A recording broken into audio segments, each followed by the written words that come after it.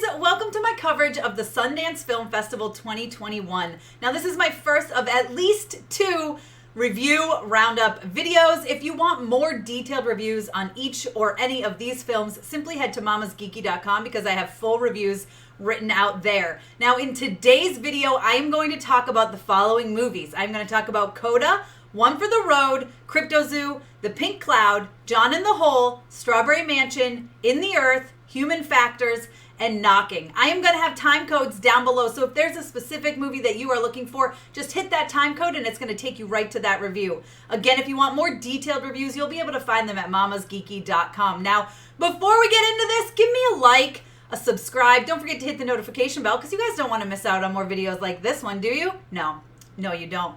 Also, consider becoming a member. You just have to hit the join button down below. And I have some amazing perks for my members, including monthly Zoom meetings where we get to talk face to face. It's a blast and I would love to have you join them. Hey, Tessa from Mama's Geeky here. Thank you so much for stopping by my YouTube channel. Okay guys, this is my first year covering Sundance and I'm so excited. This has been a lot of fun, even though it's been very exhausting and time consuming. I feel like I've been sitting in this chair for days on end because, well, I have been sitting in this chair for days on end. All that being said, I love movies. I love entertainment. So it's been really an honor to be able to see all these different films.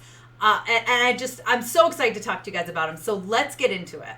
The first movie that I'm going to talk about is CODA. Now, this was one of my most anticipated movies of the entire film festival. I love Marlee Matlin. I've gotten to interview her before. I absolutely adore her. So I was really looking forward to this. Plus, the concept sounded very interesting to me. So it's all about a teenage girl who's 17 and she's the only hearing member of her immediate family.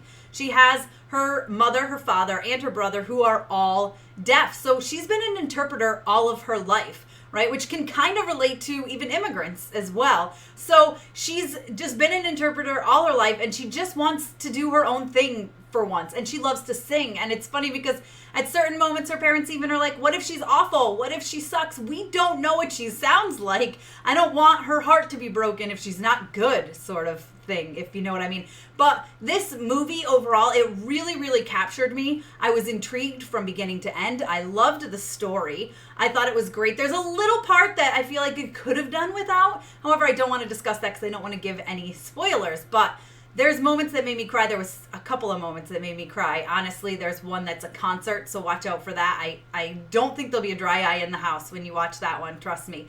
But this movie overall, it's just so good and heartwarming, and it's all about family and sacrifice and just the things we do for our family members, right? Can you imagine being 17 and your family needs you at home so badly? I mean, they have a fishing business and they need her to go out with them fishing because they can't hear if like the Coast Guard calls or if there's an issue. They can't hear those things. And something I really, really loved about CODA is that it puts you in moments sometimes where it puts you in the shoes of the parents and the brother. Like there will be moments with no sound whatsoever and you're like them, like you can't hear anything and you have to rely on the visuals, which I really loved. I think that really worked well for this movie. It was great because it put you in their shoes kind of and you could feel where they were coming from, which was very, very interesting. Another thing I really liked about it is when it puts you in those moments. I mean, there's wild hand gestures and you hear the slapping of the sign language. I don't know sign language, but it made me want to learn sign language. I feel like it's very important to be able to communicate with the deaf community. And I think this movie really shows that as well and shines light on that, which is really important. Something that took me completely by surprise with this movie is how funny it is. Absolutely how funny it is. The parents, I mean, they are so funny. I mean, there's not a scene that Marlee Matlin didn't steal with her humor. I was dying, and the man who plays the father as well, so good. Like I don't even want to give anything away because I want you guys to be in that moment, but I was laughing hysterically one moment and crying the next. That is the impact that this movie had on me. So I absolutely think CODA is one of the standout movies so far of the Sundance Film Festival, and we are on day 3. But this movie, it's going to win awards. It's amazing, and I think everyone should watch it.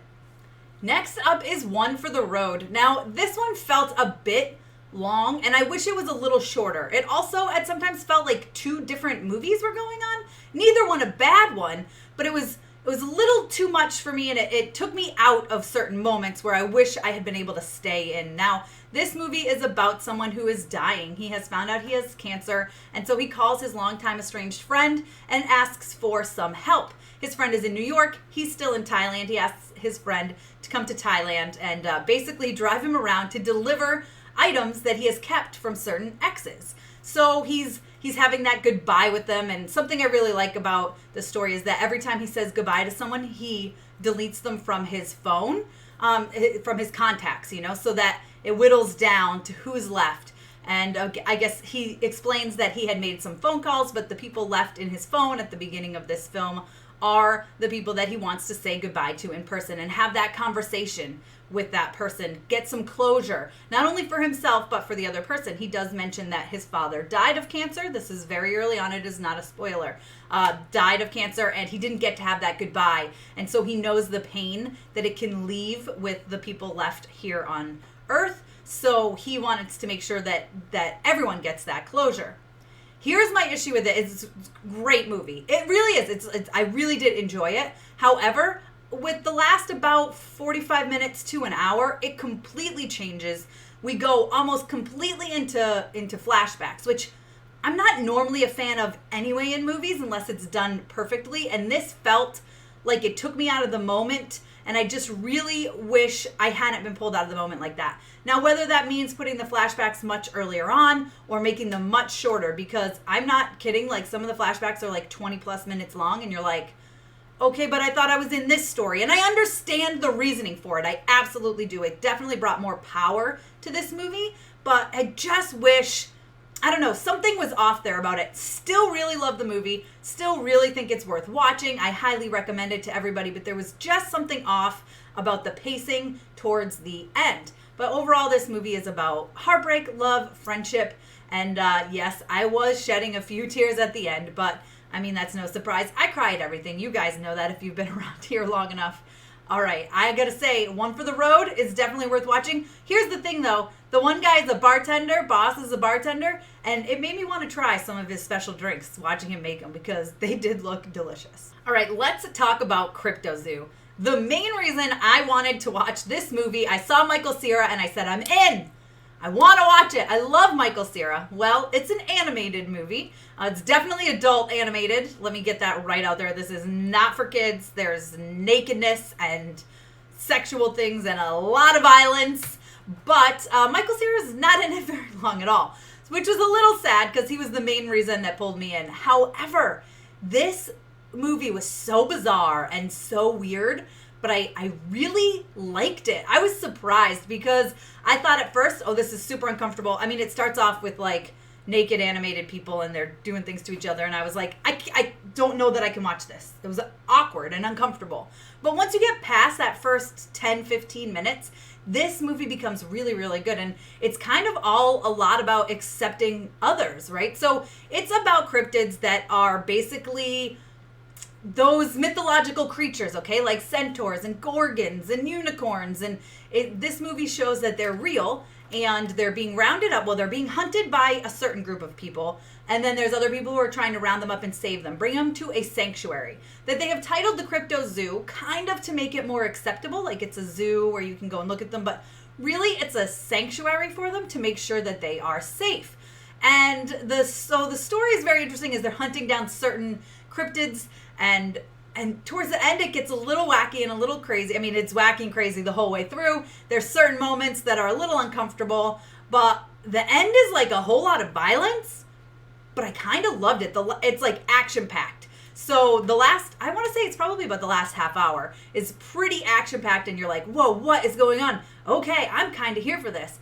And the ending was satisfactory enough, and I liked the movie all the way through. I was really surprised. Like I said, with the exception of those moments that were a little awkward and a little uncomfortable. That's just me, and that's my issues. I'm sure some people could watch this and not be bothered by it at all. The 2D animation is absolutely gorgeous. I love the way they did some of the shots and the cinematography of it, like just zooming out and in and around. It was just, it's beautiful. I really enjoyed it. I think it's impactful. And like I said, it has that message of just accepting others, right? Like, just because they're different doesn't mean you should hunt them down. You know, they're other beings, they're sentient beings, they're alive, and you should be okay with that, you know? So I really enjoyed it. I think it's definitely worth watching, but be warned, it is, I don't know that it's officially rated, but it will be R-rated for sure. And it is not for kids.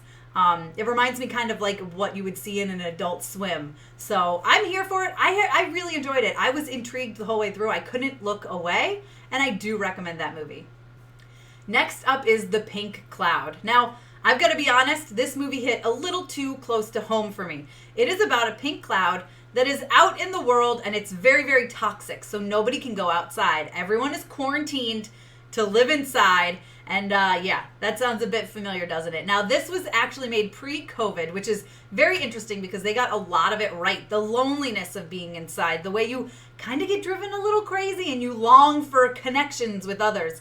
So this movie at the beginning reminded me a lot of Locked Down. So if you haven't seen Locked Down, it's basically a couple that has decided they will split and they are stuck in quarantine together. In The Pink Cloud, there is this couple that like have just met. They haven't really done anything with their relationship, and now they are stuck together for what turns out to be years and years and years. So as you can imagine, that can just drive people all sorts of crazy, and you see aspects of loneliness, and you see, I mean, they're just at each other's throats sometimes, and sometimes they're the opposite, and it's very interesting. I don't want to give too much away because the story does get there, and it is interesting overall. However, I will say it is too long for sure. They could have easily cut out 20 to 30 minutes, and I think the pacing would have been fixed, and it would have been much better.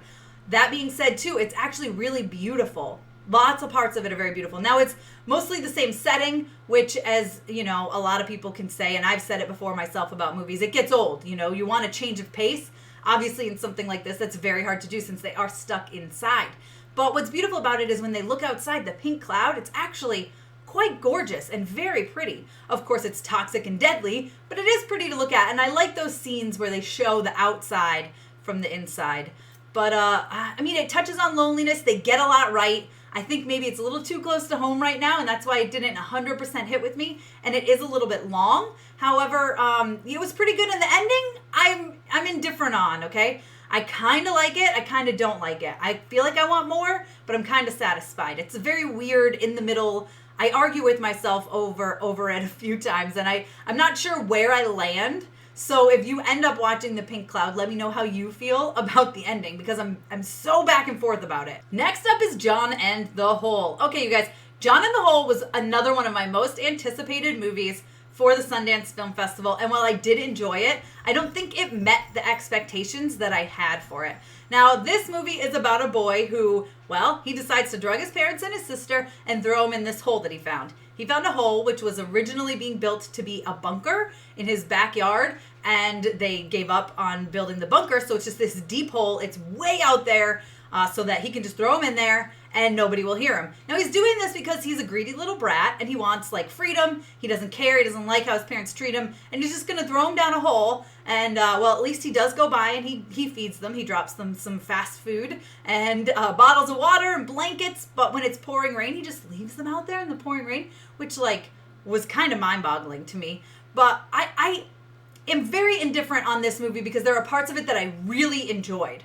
I really did. I love the difference in the way it's shot between the hole and the house. When you're in the hole, it's dark and it feels cold and scary even. And then when you're in the house, it's wide open. I mean, you can tell the kid has freedom to do anything. The first few days, he spends so much money, very obviously, because he buys like a giant TV for video games. You know, something that many teenagers would do if they were alone. I believe he's 13 in this. And he ends up driving his dad's car. He's going to the ATM and taking all this money. But then he starts to get lonely. And so what I like is you see this kid getting lonely, but he has all this freedom to do whatever he wants. And you see the parents and the daughter who are stuck in this hole, and it's scary and they don't know what's going on. They do know that it's John because he's looked over and basically all but told they know it's him, and because he won't help them. So obviously it was him. But they start to kind of form this bond, and they have moments where they're laughing and joking with each other. And yes, of course, they have moments where they're fighting as well. But I liked the aspect of they're stuck in this tiny little hole, but they're together. and they're making the best of it. And John has all this freedom that he's been waiting for, but he's starting to not love it.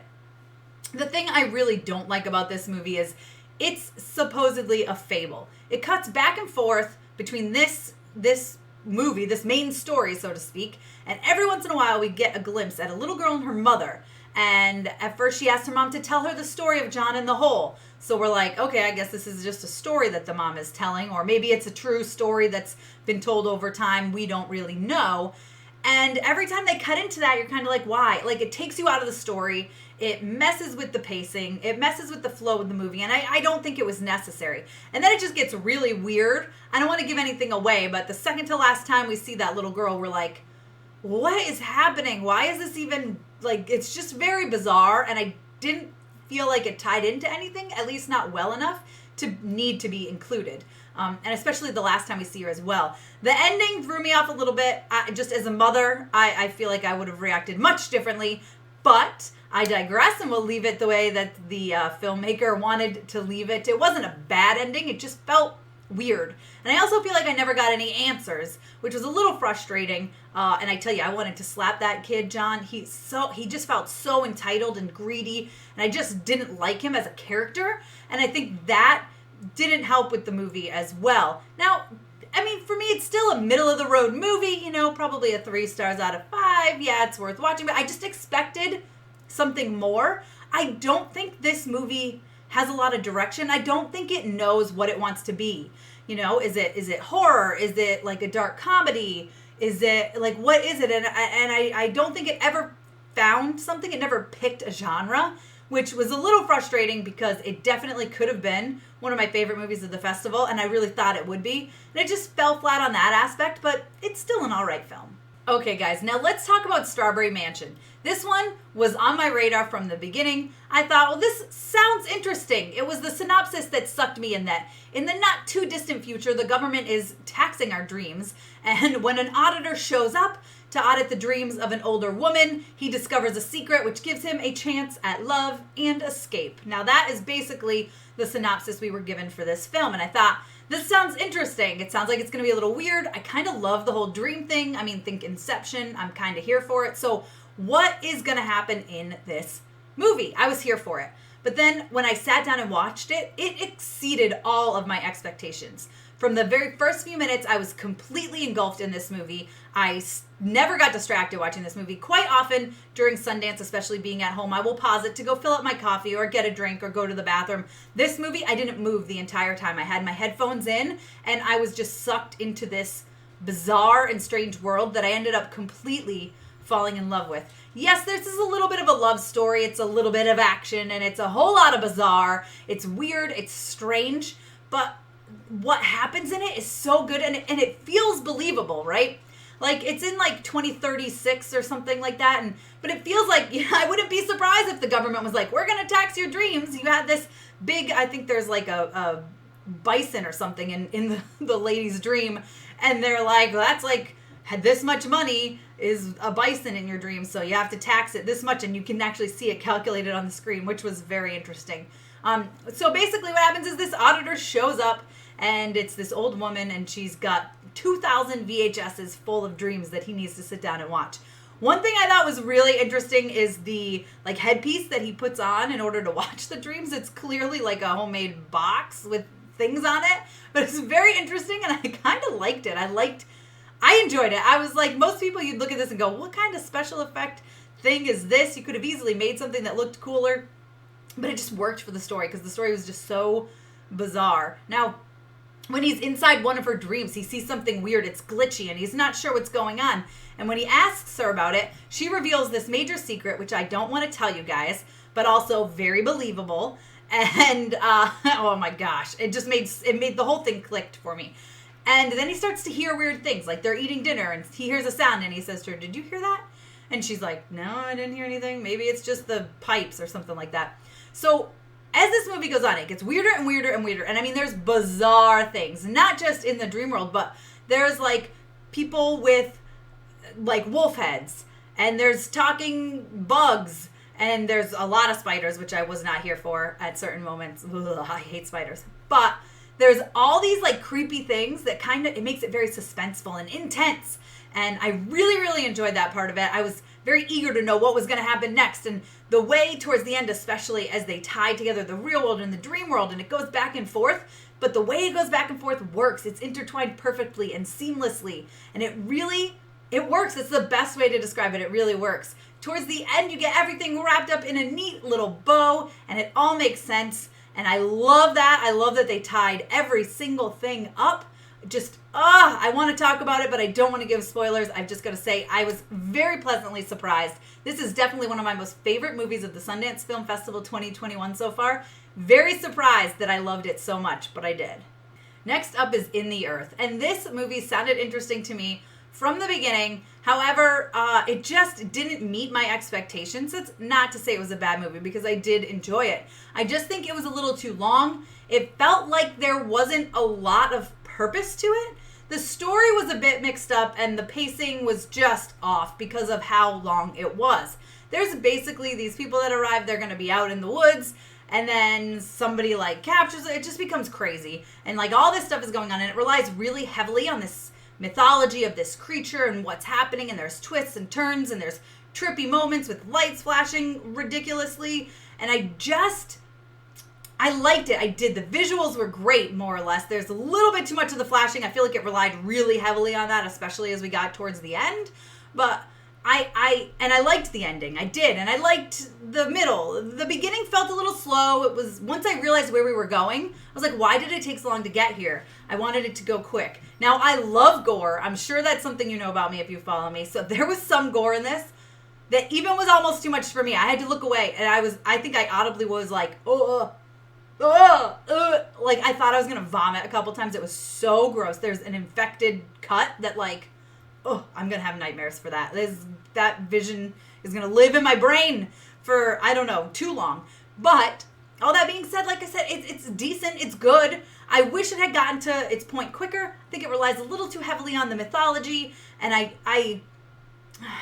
I'm not saying it's bad by any means. I did really enjoy it. I mean, I'd give it a 4 out of 5. I did. But if I'm nitpicking, that's kind of the stuff. I wish it had been shorter for sure. I feel like the story gets a little too muddled because of how long it takes and because of all the stuff they throw in there. Like, yes, I get the effects of the lights flashing really quickly. If you have epilepsy, seriously, be careful with that one. I think it would not be good for you. It was just too much, you know? It looked great, but they relied on it too heavily, and by the time, they just get into it too much, and I wish they had not done that. However, like I said, I did enjoy In the Earth, so check it out if you want.